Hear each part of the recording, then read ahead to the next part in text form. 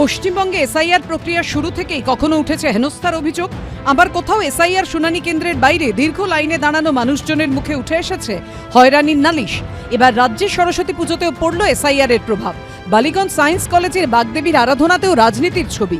সেখানে এসআইআরকে সরস্বতী পুজোর থিম করার পাশাপাশি মণ্ডপে চলল উন্নয়নের পাঁচালীর মতো বিভিন্ন রাজনৈতিক কর্মসূচির প্রচার। সরস্বতী পুজোর থিমে এসআইআর-এর ছাপ। বাগদেবীর আরাধনায় বালিগঞ্জ সায়েন্স কলেজে ফুটে উঠছে এমনই ছবি। ব্যাকগ্রাউন্ডে লেখা এসআইআর এবং তারই সামনে নির্বাচন কমিশন যে নথিকে অগ্রাহ্য করেছে, অর্থাৎ অ্যাডমিট কার্ড মাধ্যমিকের, তা হাতে নিয়ে চোরাবালিতে ডুবে যাচ্ছে কিছু হাত। একদিকে বাগদেবীর আরাধনা, আরেকদিকে এসআইআর নিয়ে বাংলার জনগণ যেভাবে কবলে পড়েছে, নানান দিকে কিছু মানুষ সুইসাইড করেছে, কিছু মানুষ আতঙ্কিত হয়েছে। যারা আতঙ্কে থেকে দিনের পর দিন লাইনে দাঁড়িয়েছে তারা উপকৃত হচ্ছে না, দিনের পর দিন তারা আতঙ্কিত হয়ে চলেছে এসআইআরের জন্য। সেই কারণেই আমি এসআইআর থিমটা তুলে ধরেছি। এখানেই শেষ নয়, বালিগঞ্জ সায়েন্স কলেজের বাগদেবীর আরাধনায় প্রতিমার পেছনে তৈরি করা হয়েছে একটি ফুটবল বার, যেখানে ঝোলানো রয়েছে 2 ফুটবল জার্সি, যার মধ্যে হলদে সবুজ রঙের জার্সিতে সংখ্যায় লেখা রয়েছে 250, আর গেরুয়া জার্সিতে আঁকা হয়েছে জিজ্ঞাসা চিহ্ন। অর্থাৎ বিদ্যার দেবীর পুজোয় পরতে পরতে যেন জড়িয়ে গেছে রাজনীতির রং।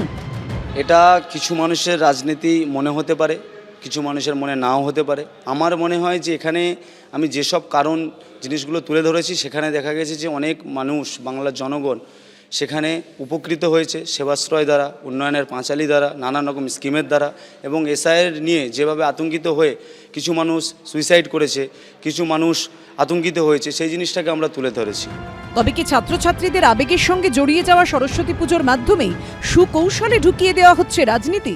বিধানসভা ভোটের মুখে এটাই কি নতুন কৌশল?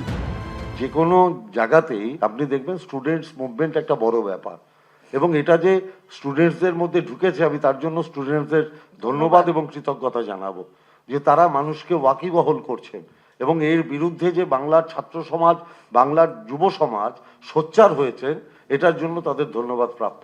পশ্চিমবঙ্গে সব সম্ভব, একটু মানুষকে অপেক্ষা করতে হবে, 3 মাস পরে ঠিক হয়ে যাবে। সব মিলিয়ে সরস্বতী পুজো ঘিরেও রাজনীতির পারদ। ঐশী মুখোপাধ্যায়, অনির্বাণ বিশ্বাস ও আশাবুল হোসেনের রিপোর্ট, এবিপি আনন্দ। এবিপি আনন্দ, এগিয়ে থাকে, এগিয়ে রাখে।